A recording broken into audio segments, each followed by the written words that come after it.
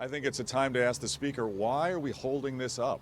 What is the delay? Why are we creating barricades to job creation? Same thing, why have we held up selling the Thompson Center? We proposed this a long time ago. Selling that and tearing it down could create thousands of construction jobs in downtown Chicago. And we could save taxpayers hundreds of millions of dollars by selling that land to a private developer. And we could save operating costs because we could put the members of the government in cheaper office space than the Thompson Center itself. Attorney General Lisa Madigan has wanted to move out of the Thompson Center. Secretary Jesse White wants to move out of the Thompson Center. And Speaker Madigan and President Cullerton have already moved out. They moved out years ago, and they'll admit in private the place is terrible. They've already left. Why won't they let us sell it? What is going on? And why has the Speaker not allowed us to do a fair foundation in Springfield? He's blocked it.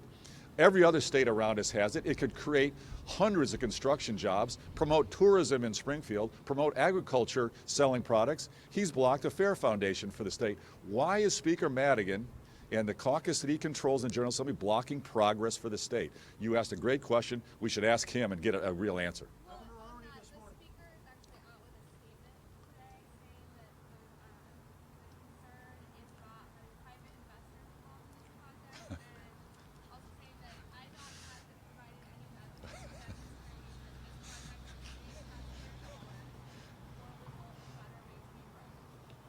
Have you ever read baloney before? How many states have done this?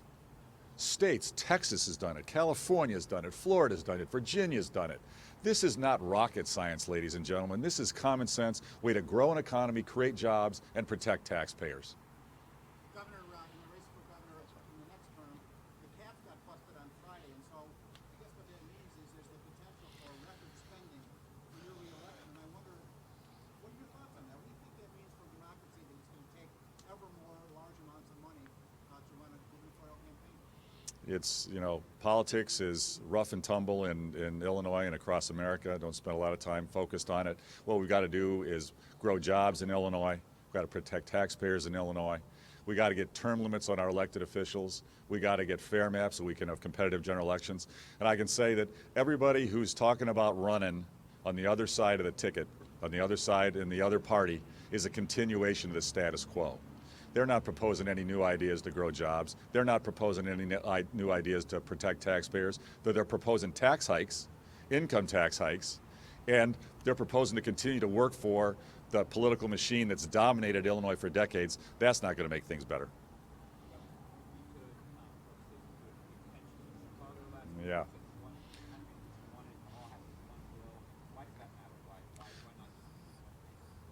No, it's a great question. So let's talk about that phony pension reform bill.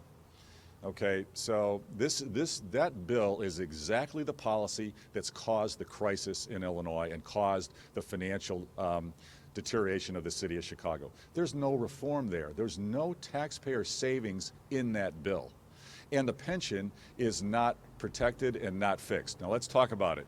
So what they did was the mayor worked with the labor's union and got them to say, let's put in a little bit more money from the employees, a little bit more, and have them take out more by retiring earlier. So it's pretty much a wash. There's no real net economic change, certainly no benefit for taxpayers, and no fundamental restructuring of the pension. No real change there.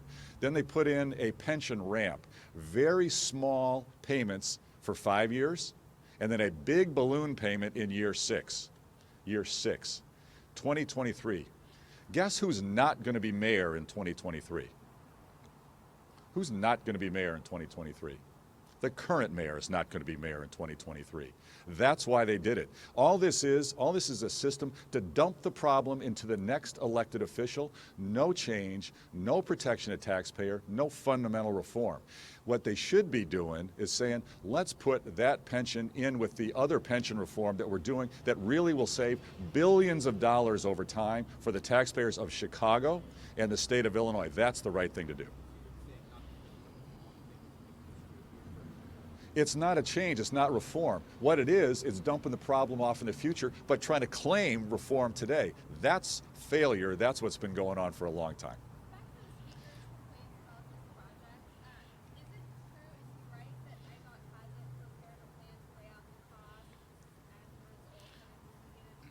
it's not true, and I'll ask Secretary Blankenhorn to talk. No, it's absolutely not true. We've had 5 House hearings on this, answered questions. That was last spring. We spent all of the summer and fall answering additional questions about what this would look like.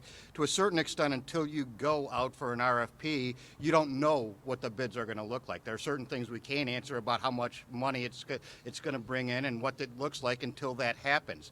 They know that. This isn't new to them. We have answered every question they've had, and we will continue to answer any that they might have. But really, it's just time to move on.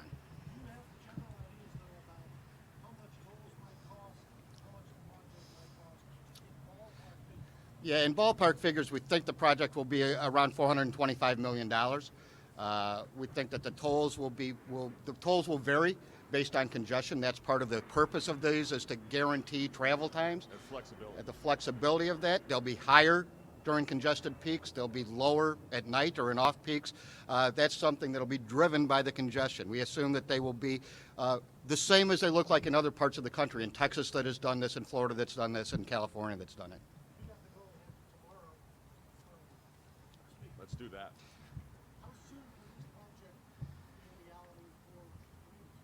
We would be, if we got the go ahead tomorrow from the Speaker, we would be out with an RFP in April. An RFQ in April. We would be done with construction projects in the fall of 2018 and starting pre-construction in 2018, full construction in 2019, done in 2020.